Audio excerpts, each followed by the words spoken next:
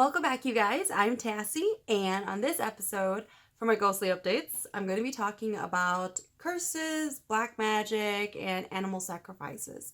Now, this is going to be about the Hmong Shaman community, and these are all from my own experiences and my own knowledge. So, this ties in with my previous video, that's why. So then let's go ahead and get started. So, for anybody who doesn't know, black magic. Black magic, it sounds like it's bad because of the word black magic. It just seems like it's an evil, sinister kind of magic. It's actually not. Black magic is basically anything that does not require an animal sacrifice. Now, the animal sacrifice in itself sounds really, really terrible as well, but we'll get into this. So, again, black magic, it can be taught. It could be a form of what we would call kakong. Kakong is, again, just black magic. But, you know, a lot of different cultures, they use black magic. Black magic, a lot of people tend to also consider it as curses, which it can be, because even for curses, again, it's also something that does not require an animal sacrifice.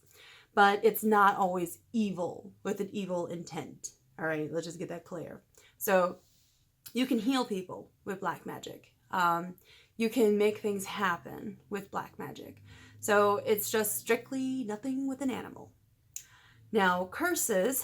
So curses, it's like, okay.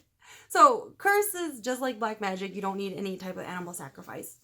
And curses, honestly, was intentionally made as a self-defense. So this is how it actually works. You cannot... Realistically, you should not be cursing anybody unless you were wronged. You know what I mean? Like, you can't just go around cursing people. Something has to happen to you first, and then you can initiate a curse as self-defense. Now, this is not... See, this is where, like, people get confused and the line becomes blurry, all right? So, let's say that you're somebody who knows how to do curses. And somebody, let's just say they bumped you at the grocery store, and then you guys got into a fight, and then they beat you up.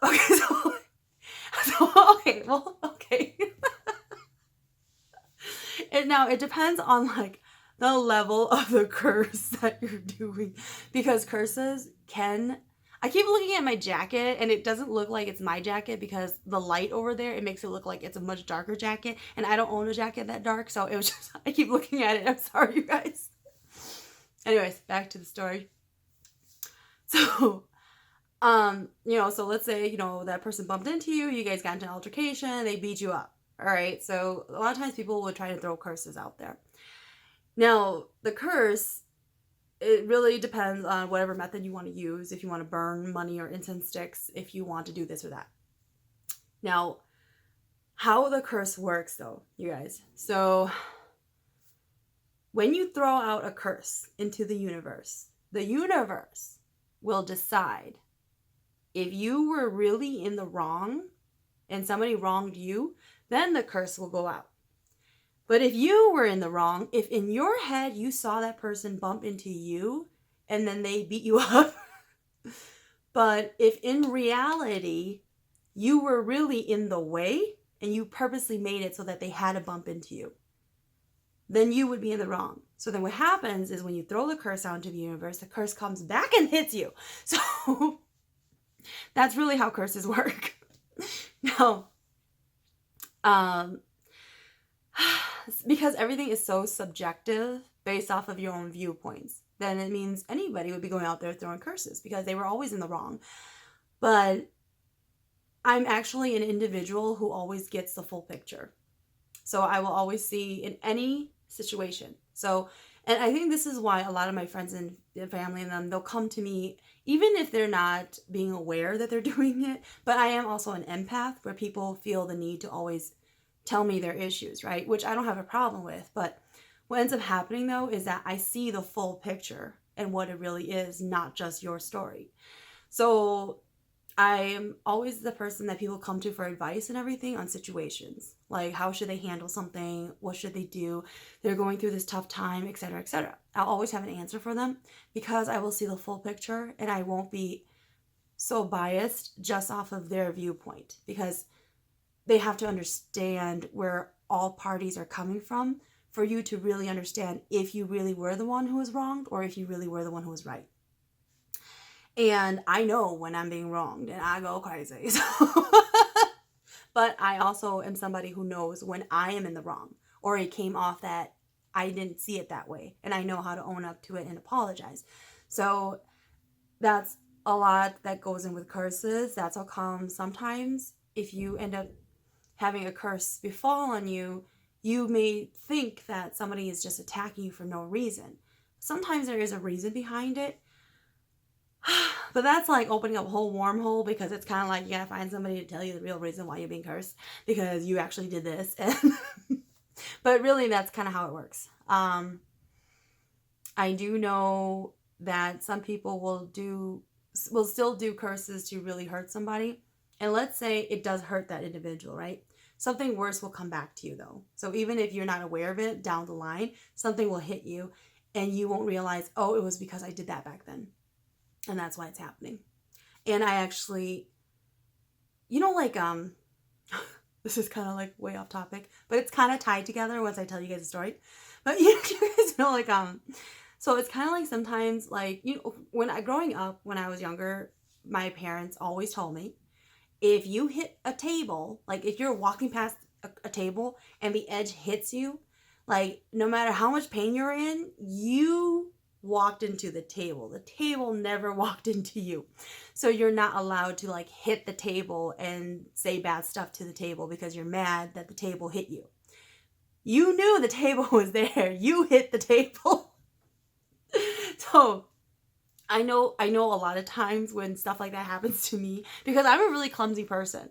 So like a lot of times if something happens, like I'll get a vision of what it originally was, why it's happening to me now. And this kind of ties into this, just yesterday I was at the Mall of America and I was putting my stuff away into my car, right? And I remember I closed my door like normal, but for some reason my door didn't close. It kind of like stopped and it just released itself again. This is my trunk, you guys. And I was like, that's weird. And then in that moment I had a flash image that my trunk purposely didn't close because I'm not supposed to leave the parking lot yet. A lot of times when that happens, it's because something is trying to protect me from a possible accident on the road. So when it happened, I got really, really scared because I still had to drive home. And from the Mall of America to like uptown where I live, it's like a good 16, 20-minute drive. So I remember what I did was I closed my door again, like really calmly. And I took my time getting into the car. I kind of sat there for a little bit, let my car warm up a bit. And then finally I went, right? And then as I was getting onto the freeway, I was already on the freeway. I was merging onto another freeway. Like when freeways split and you got an idiot who doesn't know which lane they need to be in. So last minute, me and this car, I don't know how to show you guys this. So this is me and this is the other car, right? Last minute we're going and the road's about to split. He literally just comes right over into my lane. I was honking. I was going berserk in my car. And basically, had I left in a hurry, then that car, he wouldn't have seen me and he would have hit me. So those were like all things. And then, because it was just, it was such an icky feeling when I felt my trunk release itself and then I had to slowly close it again because I knew something was going to happen, but I didn't know what it was, but I knew it was going to be something with me in the car. So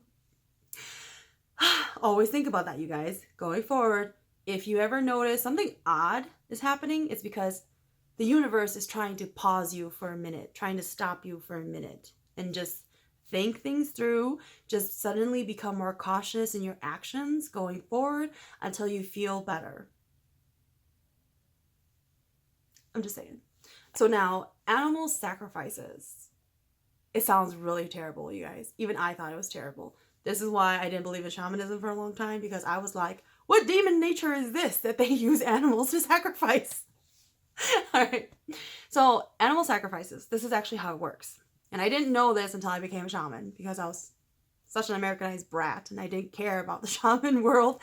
So when you do shaman ceremonies, a lot of times there are animals that are required for the ceremony. It all depends on the reason of the ceremony. If it's just a pig, it's not a big deal, right? But if somebody needed like a goat, then it could be something more big. Cows are really unnecessary. These days, cows are typically only used, like when you're thanking after your child is born and you're giving thanks. That's typically when people would use like a cow. But for those of you who don't know, if you ever use a cow on your first child, all of your other children, you have to use a cow as well. Typically, people would use a cow when they've been trying to give birth for a really, really long time. And then they promise the universe, if I have this baby, I'm going to offer you guys a cow, right? So then what happens is all of a sudden you get a baby. And then you have to go out and you have to get the cow. The cow's like $1,000. And so like you do the cow, but let's say you have another baby. You have to give the second baby a cow as well. Because if you give them like just a pig during the thanks ceremony, what happens is it makes the child's spirit sad because they don't feel as valued as their first child because you just gave them a pig, but then the other one you gave them a cow. You know what I'm saying? So, yeah. Anyways, so what actually happens? Why do we even need an animal sacrifice? So what happens is when the shaman is actually in the spirit world and it's real, you will feel the spirit of that animal protect the shaman. And when the shaman goes into the spirit world to collect like all the spirits of the individual or to fight the demon, whenever like a demon tries to strike you as the shaman, the animal will actually come and use its own body to protect the shaman from getting injured. And then what ends up happening is towards the end of the ceremony, the shaman will use that animal spirit to protect that individual until the end of the year. So, if I did a ceremony for you in March, right, you would have until I do my New Year. So that's why a lot of Hmong people, this is going to be a lot. So really quickly, the Hmong New Year is typically around Thanksgiving for America. Just so you guys know, it's around end of November, right? It's not the traditional New Year of January 1st. All right, so we typically do our New Year around then. And then what happens is you close your shrine for a little while until you're ready to reopen it. And then when you reopen it, that is considered the next New Year. Until again, you have to close your shrine. So the reason why this is so important when the New Year ends is because a lot of people won't do ceremonies close to the end of the New Year. They typically always do it around the spring or beginning of summer into the middle or end of summer. It's pretty rare it'll go on into the fall. That's why there's so many events in the spring and summer. During like the winter months, there's not as many events. And you'll see your parents sitting around the house all the time. That's why they just go to funerals. That's it. All right. So let's back to the start. What happens? So if I did a ceremony for you in March, right? So that spirit of the animal is going to stay and protect you. And then in November, at the end of November, I'm closing my shrine down. What happens when a shaman has to close their shrine down?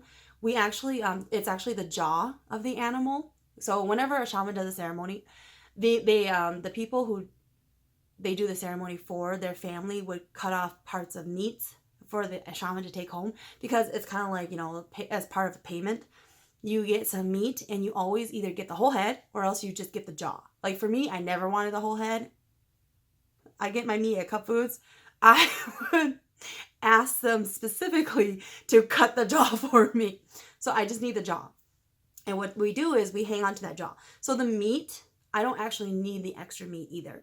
That's really more like to look pretty so that it looks nice that you gave them meat because you really appreciate their service. So for me though, I would just take the jaw and what happens is you have to clean it and you have to put it in the oven to bake it so it doesn't like bleed everywhere with the juices. And then, you boil it first and then you bake it. And then at the end of the year, when I'm closing my shrine down, I release those animal spirits so that they become reincarnated as humans. That is the point of having the animals. So I used to think it was so barbaric using animals, but once I became a shaman, I totally understood the whole point of it. So any animal that is used in a ceremony will always get to be reborn as a human in their next lifetime. So that's the service that the heavens will give them so that they're reborn. Now, it is true. Humans, you can be reborn as an animal. This is really for punishment because of something you did. And so sometimes you have to be reborn as an animal like 7 lifetimes. So let's say you were supposed to be reborn as a pig for 7 lifetimes, right? And this is just your second lifetime as a pig. But then this family comes and picks you out as a pig, right? And then I'll make sure you are reborn as a human into the next lifetime. So that's what it's used for, even though it sounds very, very barbaric. The meat, though, and everything, it's all cooked. It's all used during the ceremony. That is the meat that people will use. All that the shaman uses is actually just the spirit. All right, so this next part, it's about New Age. It's like this new way that's been floating around for a lot of shaman lineages. This is not my lineage. We like to use animals. This new lineage, they don't believe in animal sacrifices. They do a form that's, we can't even call it black magic because they use a spirit. They'll use, it's kind of weird stuff, but I'm totally sorry, I'll take that all back. It's just very, very different from my way of doing it. They'll use like a rock, or they'll use like a stuffed teddy bear, because I remember I talked to this grandfather who was really into using rocks. And so I was talking to him because I needed to understand why he was choosing rocks. And this is a grandfather who did use animals before. So I said to him, like, oh, yo, can you explain to me why you use a rock? Like, how does that actually work? And he's trying to get me to use rocks. So he told me that what you do is you breathe life into the rock or into the stuffed teddy bear. Because he says like rocks can have a spirit, and if the spirit is there, you can use that spirit, right? But then he also says, but if it's a teddy bear, you have to breathe life into the teddy bear and then use that spirit to protect you and go about your ceremony just like normal.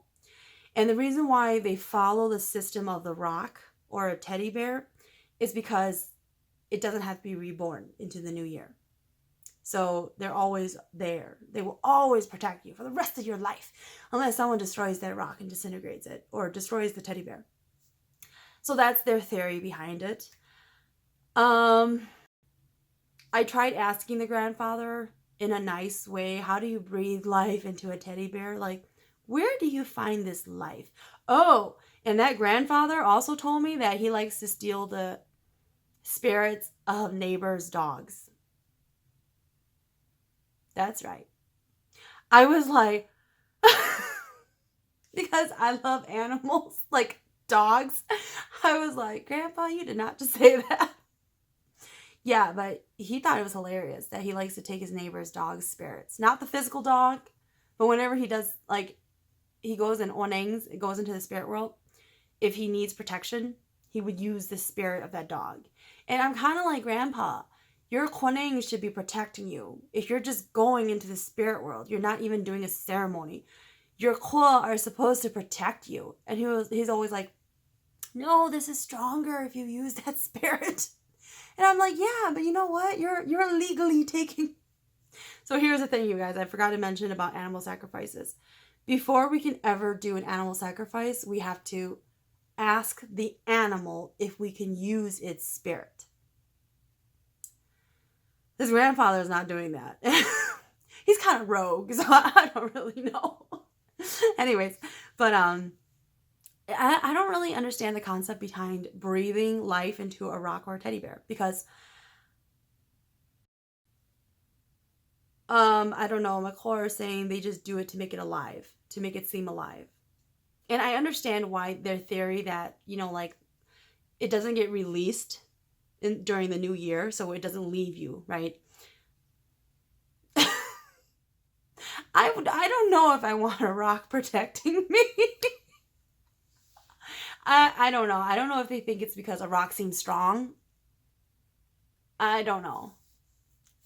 But I've heard a lot of people who are now doing that. It's just like the new way, and honestly, I feel like they do it because it's less work than an animal. And I'm not gonna lie, for ceremonies, I've done takeout. Like, I've had to do ceremony. Like, what we did was whenever I open my shrine. Okay, so whenever you open your shrine, there's like the animal that you use and everything like that. You basically what I did was I took that animal and I cut up all the meat, and I physically didn't cut it because I was doing the ceremony, but I instructed people to cut up the meat, divide it out into bags, and hand it to all of my guests. And we ordered takeout because I didn't want people to do a lot of work to like cook and all that stuff when this was just a ceremony for me to open up my shrine. So on more than one occasion, I have ordered takeout, you guys. That's right. That is the new age way. So, I'm going to be more biased towards doing an animal versus like a rock or a teddy bear. But, there are different lineages who do use a rock. I swear, I think my mom brought that up to me once about just using a rock or something. Anyways, but yes. So nowadays people will do the rock and stuff like that because it's less work. It's less money too. My God, you can just go to the lake and find a rock and bring it home. All right, so that's basically it as far as like, black magic, just defining it all so that you guys can understand and get a better understanding of it. If you are somebody who uses a rock or an animal, okay, like write down in the comments and just let me know, like, what's it like for you? Have you ever done an animal versus a rock? And I feel like whenever I use an animal, it's very, very strong because I can feel that animal with me and it's carrying me along as well. So I just want to know. I'm really curious. All right, you guys, that's it for this episode. Thanks for watching.